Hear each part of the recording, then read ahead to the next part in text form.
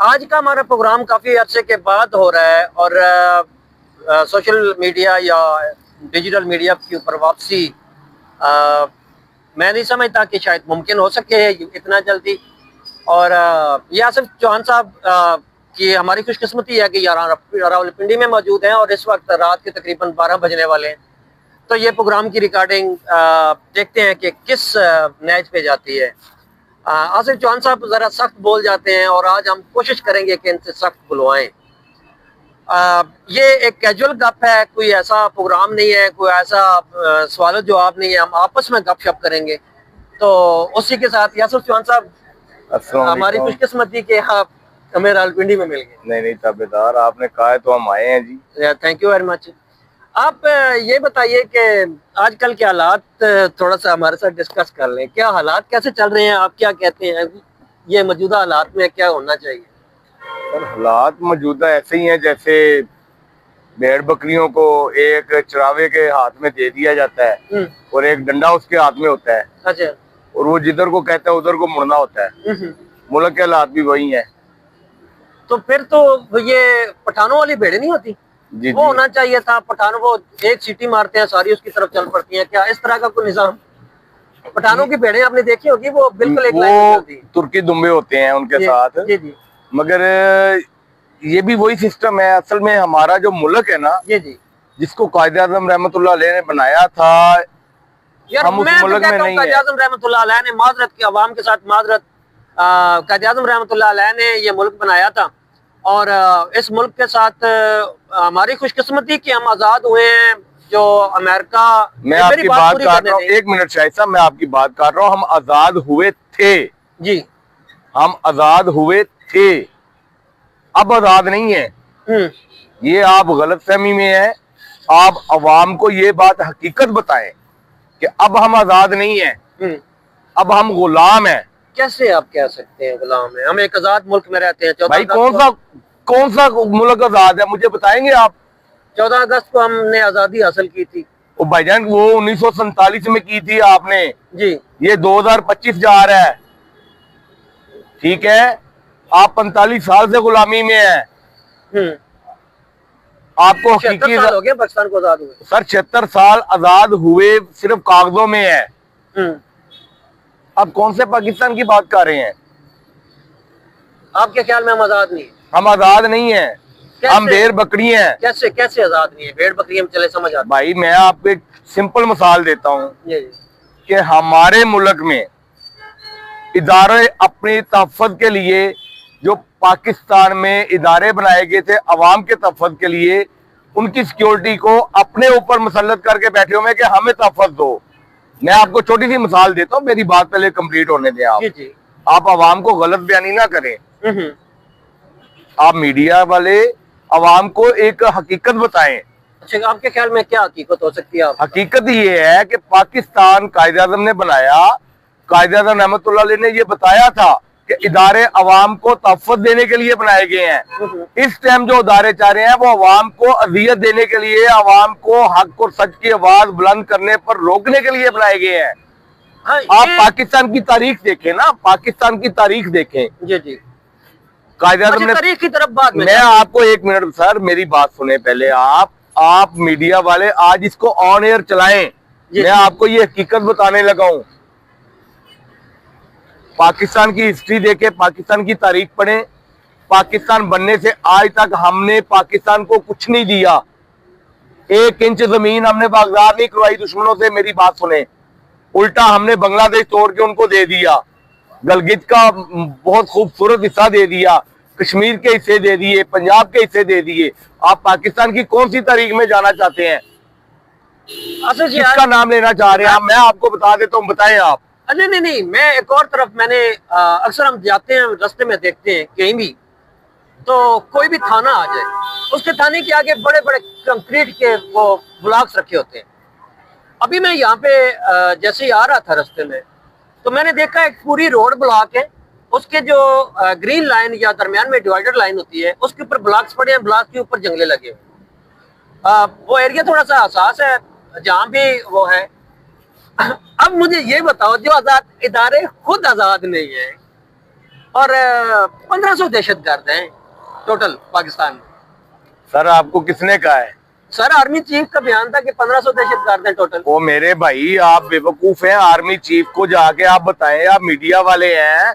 Media तो आजकल army chief को वो जी जोरी कर रहा है, बूट चाट रहा है जी। आप उनको ये बताएं कि सर 25 करोड़ आवाम दहशतगर्द है। सिर्फ ये जो 25 सर 1500 नहीं 15,000 या 1,50,000 लोग हैं जो सिर्फ आर्मी या दूसरे इदारों में बैठे हुए हैं ना, जो सिर्फ वो लोग मुहब्बे वतन है। बाकी 25 करोड़ आवाम जो है ये दहशतगर्द है। आप मुझे एक बात बताएं, मुझे एक बात बता दें आप, सिर्फ छोटी सी बात बताएं। एक सेकंड जरा रुक जाइए। 7 लाख की हमारी तकरीबन 7 से 10 लाख के दरमियान हमारी फौज है। कुछ रिजर्व है, कुछ हमारी हाजिर सर्विस फौज है।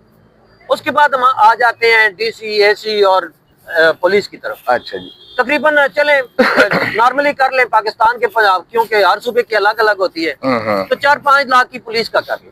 अच्छा जी। हर सूबे में 5 लाख की पुलिस कर लें। बलूचिस्तान थोड़ा छोटा सूबा है, उसमें थोड़ी कम पुलिस होगी।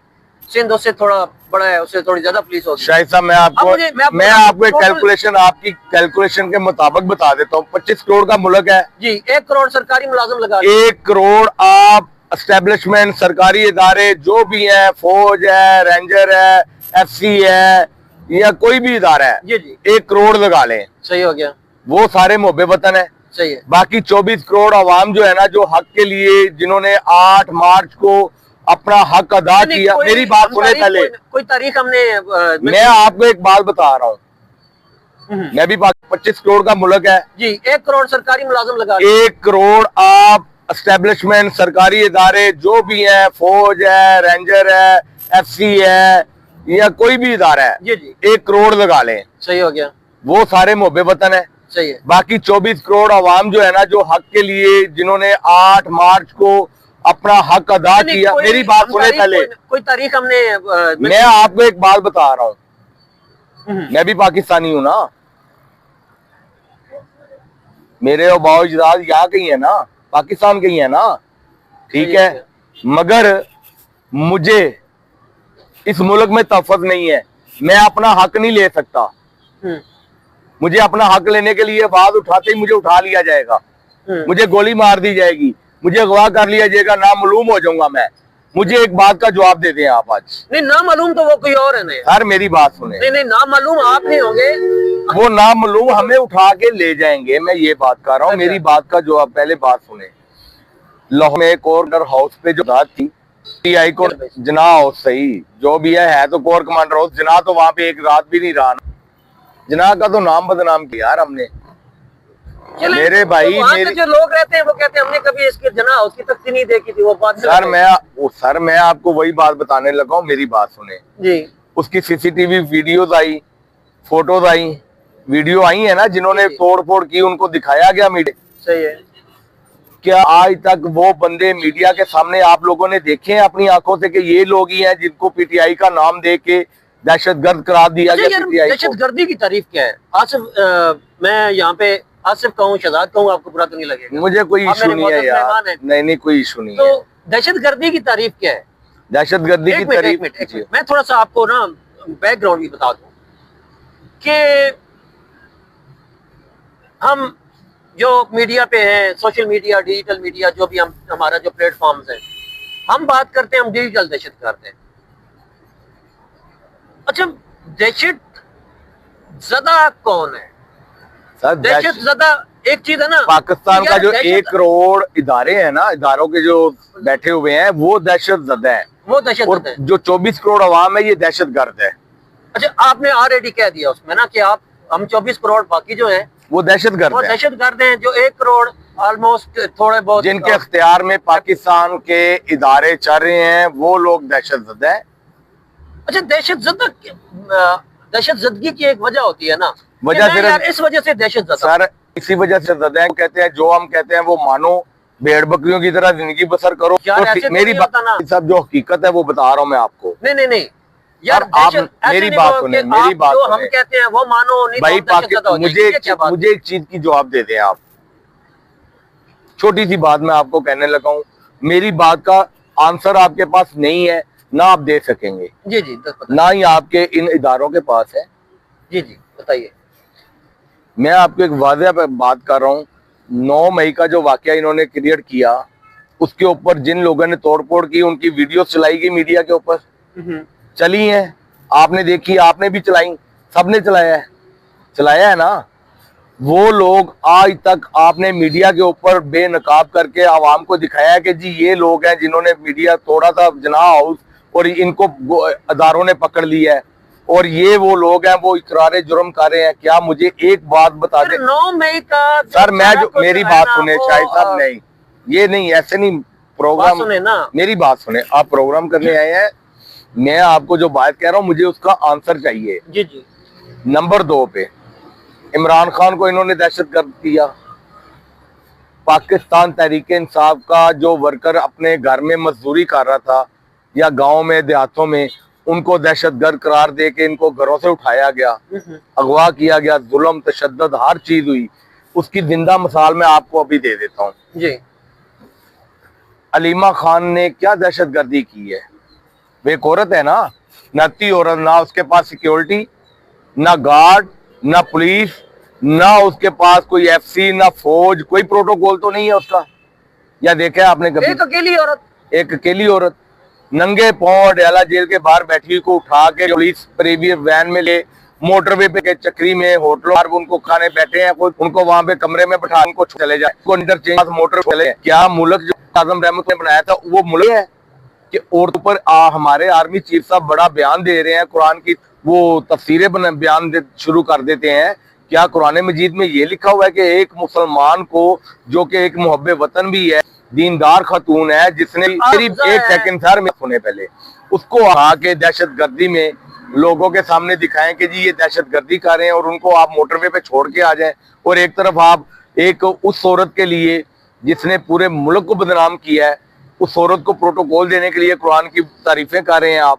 कुरान मजीद दहशतगर्द क्या उसका आलिया हमजा को दहशतगर्दी उसने की है, उसने क्या किया है? वो अपने हक के बाद उठा रही है, आप उसको दहशतगर्द कह रहे हैं। दूसरे में अगर हम दहशतगर्दी की तारीफ हमने पूछी थी आपसे, दूसरे लफ्ज हम दहशतगर्दी की तारीफ यूं कि जो बंदा खिलाफ बोलता है ये हमारा हक है, तो ये दहशत क्यों हो जाता है? सर वो उसको दहशतगर्द करार दे देंगे।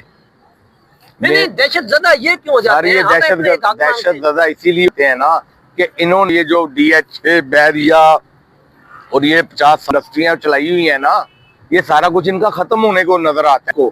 इनको तो सिर्फ ये चीज चाहिए कि हमने बरतानवी राज के ऊपर चलना है, हमने जजीरे खरीदने हैं, हमने टावर खरीदने हैं, बंगलोर। तो वो मेरी बात बड़ा इशू है 5 नहरें निकालने वाला। वो सर मेरी बात सुने, ये सिर्फ आवाम को बेवकूफ बनाने के लिए नए नए प्रोपोगंडे तैयार किए जाते हैं। प्रोपोगंडे नहीं है भाई, 6 सदर ने एक नोटिफिकेशन जारी किया है, ट्वीट किया है कि मुझे पक्की नहरें चाहिए जो कि बलूचिस्तान के।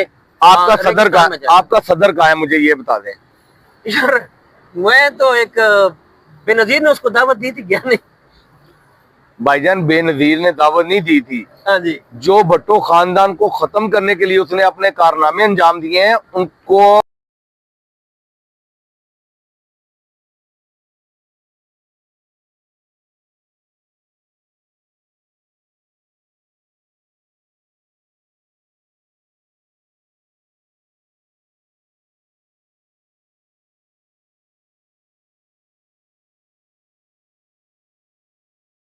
के आपका सदर कहाँ है मुझे ये बता दें यार।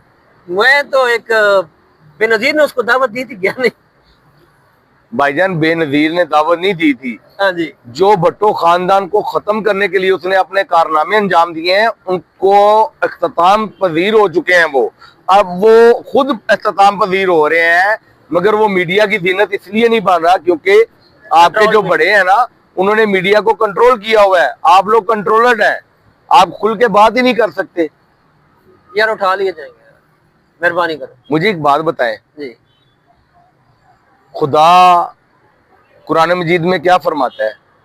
क्या हक के लिए आप भी अब आयतें सुनाओगे, वो भी आयतें सुनाते हैं भाई। मैं तो आपको कुरान मजीद का मफहूम बता रहा हूँ कि कुरान मजीद में अल्लाह ताला ने वाज़ेह फरमाया है कि हक के लिए डट जाओ, मर जाओ तो शहीद है। मौत का खौफ ना करो, क्योंकि मौत और जिंदगी का मालिक अच्छा मैं यार, हूँ। वो इबाद नाम था, मियाँ इबाद, मियाँ आबाद लाहौर से। मियाँ इबाद लाहौर से। जी। मैंने उसकी एक तस्वीर देखी है, जो उसकी आंखों से ना वाकई दहशत टपक रही थी। हाँ, जारी बात है। ठीक उसका है। मासूम बेटा, जो मेरी बात सुने ना, मैं उसका आंसर देता हूँ।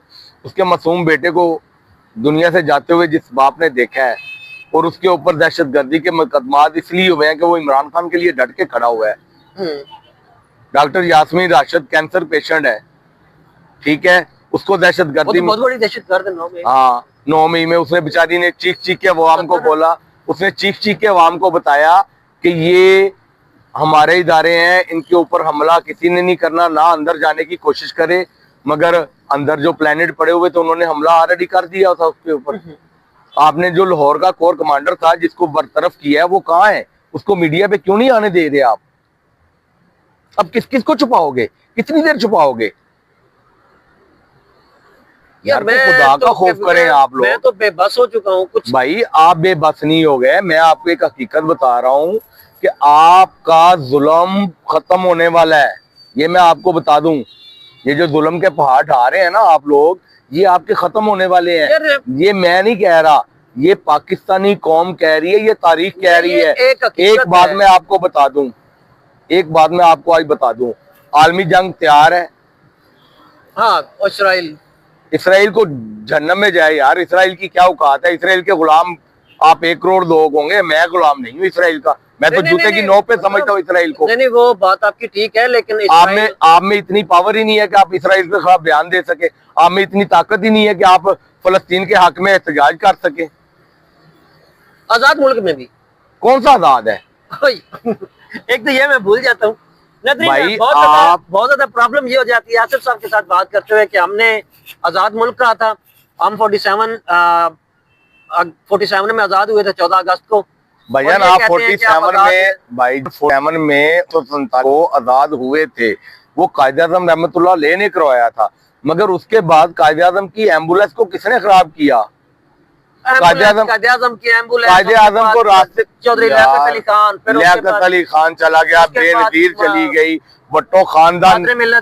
मुझे एक बात बताएं, मैं छोटी सी बात पूछता हूँ, जिन्होंने उसको जुल्फकार भट्टो को फांसी दी है, उन्होंने सुप्रीम कोर्ट में माफिया भी मंगवा ली, उसको अवार्ड भी दे दिया गया। अच्छा, यहाँ पे बेनजीर को गोली लग गई। मेरी एक बात सुने, हमारे मुल्क की एजेंसीज जो है वो पाकिस्तान में नहीं दुनिया में टॉप पोजीशन पे आती हैं। ऐसे ही है, ऐसे ही है ना। कभी आज तक उन्होंने आपके आर्मी चीफ के बकौल के जी क्या है 1500 दहशतगर्द है, ऐसे ही है। सही है। मुझे एक बात बताएं, ये जो सानहा क्वेटा हुआ है ये क्यों हुआ है? जब आपको पता था कि को जो जना हाउस है उसके ऊपर हमला पीटीआई ने किया है, मालूम था ना आपको? नहीं, वो तो मैं जो बात कह रहा हूँ उसका हाँ या ना में आंसर थे आप। पता था आपको? सबने कहा जी पीटीआई दहशतगर्द हो गई है, कहा।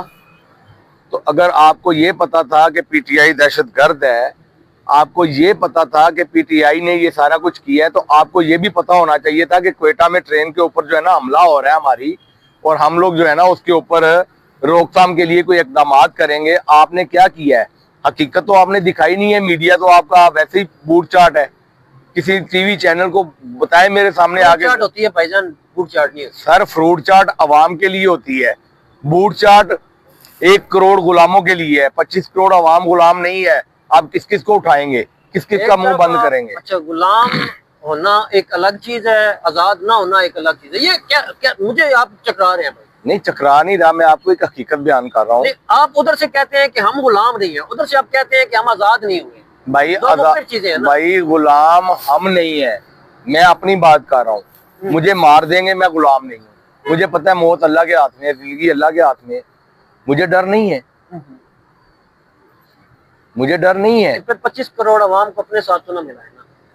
अवाम जो है ना, मुझे एक बात बताएं, कभी आज तक आपने सुना है कि किसी आर्मी चीफ के खानदान को किसी ने मारा हो, वजीर आजम को मारा हो? अच्छा, ये पाकिस्तान यहाँ पे मैं थोड़ी सी सिचुएशन रख लेता हूँ। नजरीन, हमने देखा जब नवाज शरीफ अपना अदालतों के चक्कर काट रहे थे, तो उनकी सारी फैमिली सफर कर रही थी। जरदारी को रखा, उनकी हुकूमत बेनजीर की हुकूमत गिरी, जरदारी जेल में गए, उनकी सारी फैमिली सफर कर रही थी। बेनजीर अपने बच्चों के साथ लाहौर हाईकोर्ट में धक्के खाती रही है। उसका एक केस लाहौर में होता था, एक रावलपिंडी में होता था, एक सिंध में होता था। तो वहां पे मुख्तलिफ उसको जलील करने के लिए मुख्तलिफ तरीकों से, तो मैंने आज तक, ये बात इनकी ठीक है, मैंने आज तक किसी आर्मी पर्सन या एस्टेब्लिशमेंट के, आर्मी नहीं कहे, मैं इसको थोड़ा सा एडिट करना पड़ेगा, आर्मी नहीं कहते, एस्टेब्लिशमेंट के किसी जनरल, किसी कर्नल, किसी कैप्टन की वालदा, बहन, बेटी, किसी को मैंने इस तरह अदालतों के धक्के नहीं खाते देखा। अब असल हुक्मरान कौन है? वो जिनको हर 4 महीने के बाद, हर 4 साल के बाद उतार दिया जाता है, या वो जो आज तक हमने जिनको गिरफ्तार होते हुए नहीं देखा, आज तक हमने किसी आर्मी पर्सनल के एक सिपाही को अदालतों में जाते हुए नहीं देखा। उनका कानून ही अपना है। अजीब सा चीज। मैं आपको एक चीज और बताता हूँ, कानून, मेरी बात सुने, कानून ये है कि जो आपकी बात, जरदारी को रखा, उनकी हुकूमत बेनजीर की हुकूमत गिरी, जरदारी जेल में गए, उनकी सारी फैमिली सफर कर रही थी। बेनजीर अपने बच्चों के साथ लाहौर हाईकोर्ट में धक्के खाती रही है। उसका एक केस लाहौर में होता था, एक रावलपिंडी में होता था, एक सिंध में होता था। तो वहां पे मुख्तलिफ उसको जलील करने के लिए मुख्तलिफ तरीकों से, तो मैंने आज तक, ये बात इनकी ठीक है, मैंने आज तक किसी आर्मी पर्सन या एस्टेब्लिशमेंट के, आर्मी नहीं कहे, मैं इसको थोड़ा सा एडिट करना पड़ेगा, आर्मी नहीं कहते, एस्टेब्लिशमेंट के किसी जनरल, किसी कर्नल, किसी कैप्टन की वालदा, बहन, बेटी, किसी को मैंने इस तरह अदालतों के धक्के नहीं खाते देखा। अब असल हुक्मरान कौन है? वो जिनको हर 4 महीने के बाद, हर 4 साल के बाद उतार दिया जाता है, या वो जो आज तक हमने जिनको गिरफ्तार होते हुए नहीं देखा, आज तक हमने किसी आर्मी पर्सनल के एक सिपाही को अदालतों में जाते हुए नहीं देखा। उनका कानून ही अपना है। अजीब सा चीज। मैं आपको एक चीज और बताता हूँ, कानून, मेरी बात सुने, कानून ये है कि जो आपकी बात नहीं मानता उसको आप दहशतगर्द करार दे देते हैं, जो आपके तलवे चाटता है या आपको वो जजीरे खरीदने में मदद फराहम करता है, वो मुंह पे बताना है। मुझे वाला सर, मैं आप सर सख्त है तो सख्त होने दें। मुझे अब जिंदगी से प्यार नहीं रहा। मुझे इस मुल्क में रह के ऐसे महसूस होता है जैसे मैं इसराइल का गुलाम बन के बैठा हूँ। मुझे ये फील होता है। हमने इसराइल को तस्लीम नहीं किया हुआ। मगर आप लोगों ने तो किया है ना। कैसे? क्यों नहीं किया? आपने आज तक इसराइल के खिलाफ कौन सा बयान दिया है? आप पाकिस्तान नहीं, आप इस्लाम की सुपर पावर हैं, एटमी पावर है। आपने हमारे खून यार, मेरी बात सुने शाहिद साहब, मेरी बात सुने यार, मेरी बात सुनो। 1500 दहशतगर्द हैं भाई, मेरी पहले ब्लॉक्स लगा के, भाई आप लोगों ने गरीब अवाम के खून पसीने की कमाई को उजाड़ने का जरिया बनाया हुआ है। आपने हम गरीबों को 25 करोड़ अवाम के खून पसीने को निचोड़ के जो एटमी बम बनाए हैं ना, वो सिर्फ अवाम को डराने के लिए बनाए हैं। आपने मुसलमानों को खौफजदा करने के लिए बनाए हैं। यार शेख रजीब ने कहा था हमने शबरात पे फोड़ने के लिए नहीं बनाए। तो सर ये शबरात पे फोड़ने वाले ही हैं, ये शबरात पे नहीं, ये अवाम के ऊपर फोड़ने के लिए आपने बनाए हैं। इस अवाम का बेड़ा गर्क करने के लिए आपने बनाए हैं। चलें नाज़रीन, यहाँ तक हम अपनी जो गुफ्तगू है उसका अख्तिताम करते हैं। एक तो मसला ये है कि मुझे आसिफ शहजाद चौहान साहब से जो ऑफ द रिकॉर्ड बात होती है उसको थोड़ा सा हम और तरीके से करते हैं। इनको मैं किसी दिन कैमरा छुपा के लगाऊंगा और फिर मैं इनको बताऊंगा कि अब बोलो। वैसे वो तब बहुत अच्छा, मैं उस टाइम भी बोलूंगा। मैंने आपको बताया है कि आप मेरी बात सुने शाहिद साहब, मेरी बात सुने। मैं आपको एक बात पहले भी बताई थी कि हक के लिए मेरी गर्दन कट जाए, मुझे कोई डर नहीं है। आप उस वक्त मैं आपको एक बात बता, नहीं सर, हकीकत जो है वो बयान करनी चाहिए। अवाम को पता चलना चाहिए कि हम किस मुल्क में जी रहे हैं। नाज़रीन, अब तक के लिए इतने ही, मिलते हैं अगले किसी वीडियो में। अल्लाह, पाकिस्तान जिंदाबाद। अल्लाह। आसिफ शहजाद चौहान साहब, आपका बहुत शुक्रिया। आपके साथ बहुत अच्छी मुलाकात रहती है और आपका जो जोश, जज्बा और वलवला है वो उसकी हम कदर करते हैं। शुक्रिया जनाब, थैंक यू। अल्लाह हाफिज। ये